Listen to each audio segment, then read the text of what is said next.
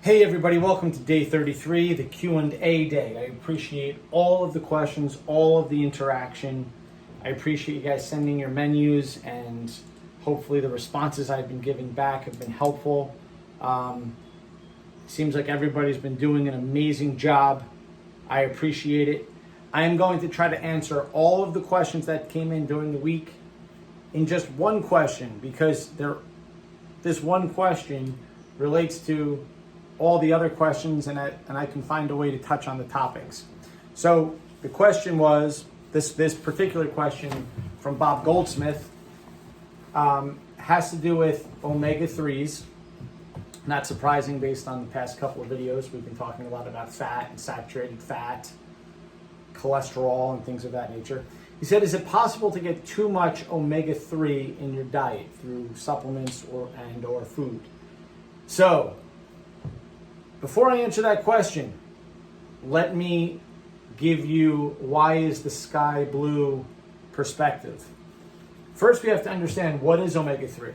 And again, this is the importance of conversation. We can break omega-3s down further. I know this is crazy, right? Because we're talking about omega-3s, omega-6s, omega-7s, omega-9s. So we can further break omega-3s down, but it's a relevant conversation here. I'm going to try to revisit a couple topics that you guys already know, you UTC veterans. Omega-3, one of the things that you guys already know, if you're a veteran, is about EPA and DHA. You remember that in fish oil, you remember those conversations.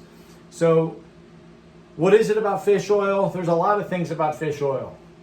One of the things specifically about EPA is we know that it is very neuroprotective. It seems to have incredible benefit for decline in neurodegenerative diseases. Now, and it has a lot to do with the fact that it really does have anti-inflammatory benefits within the brain.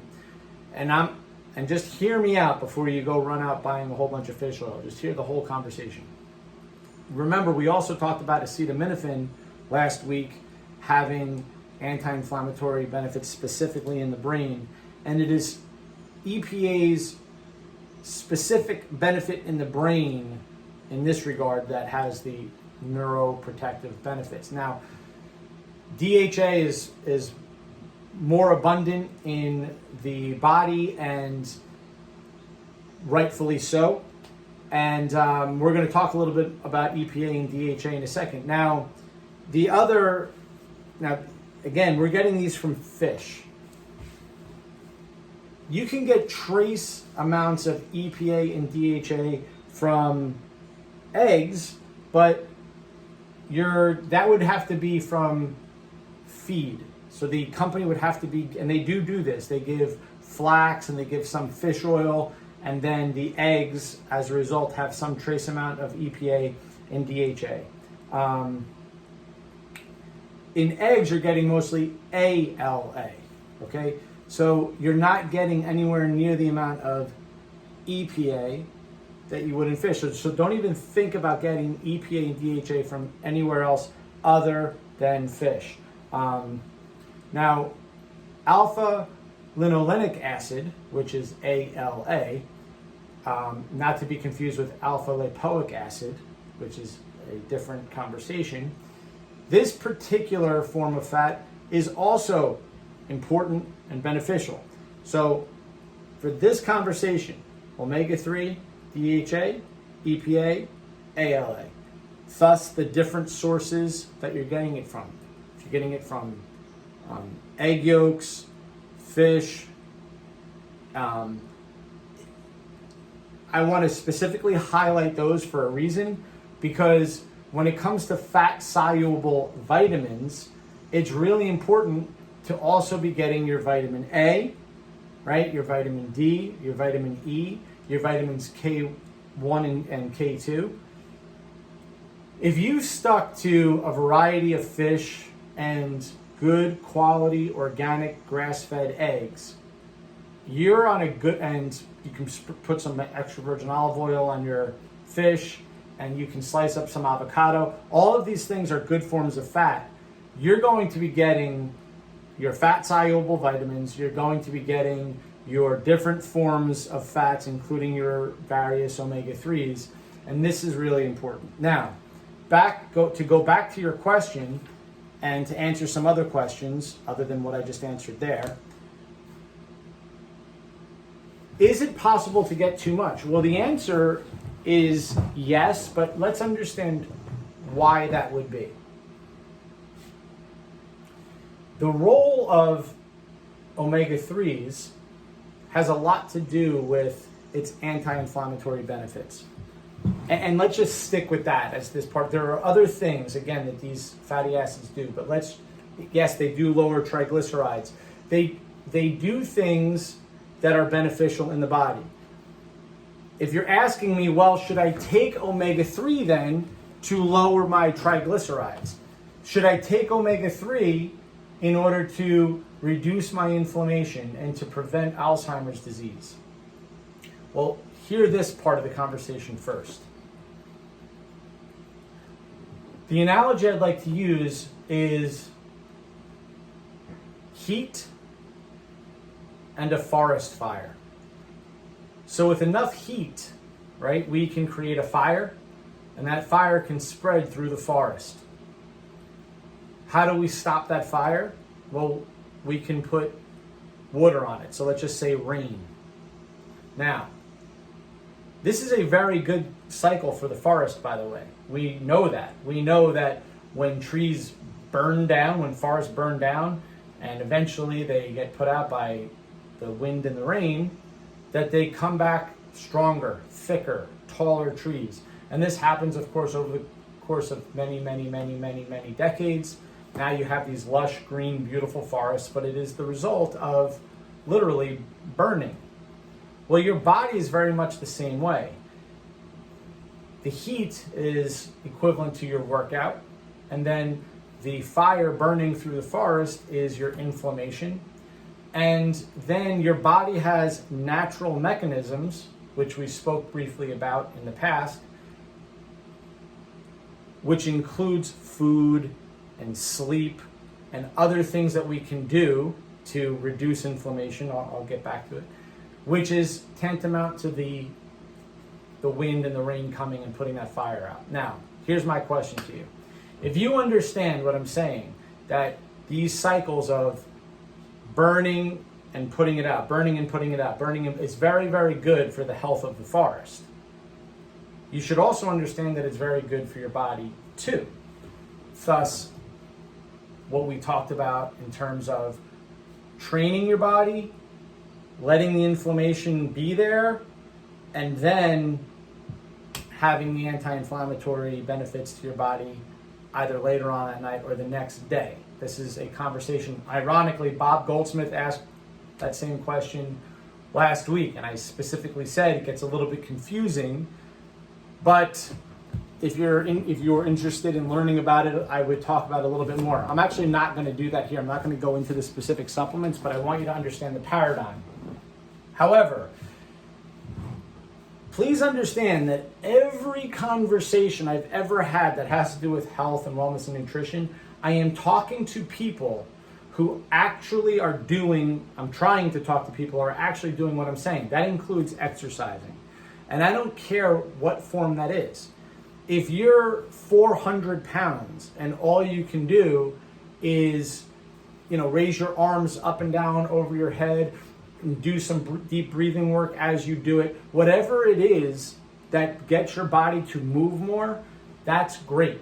And is perceived as your body as a challenge, that's terrific.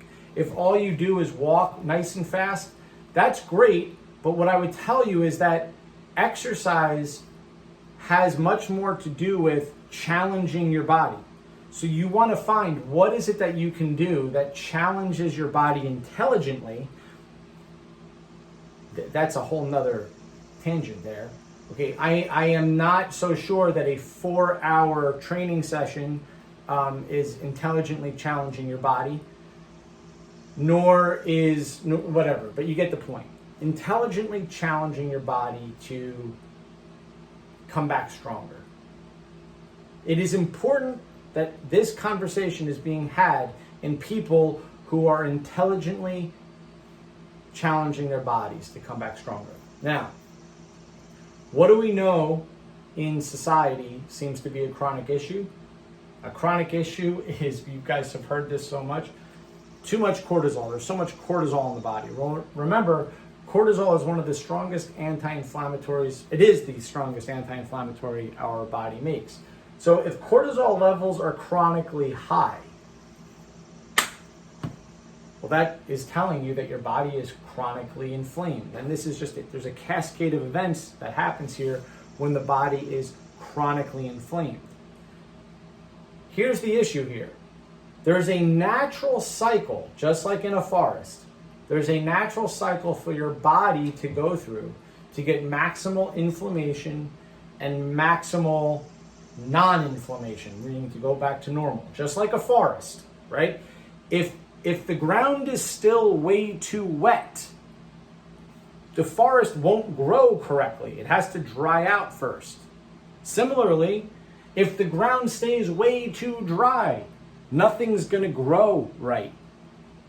Makes sense.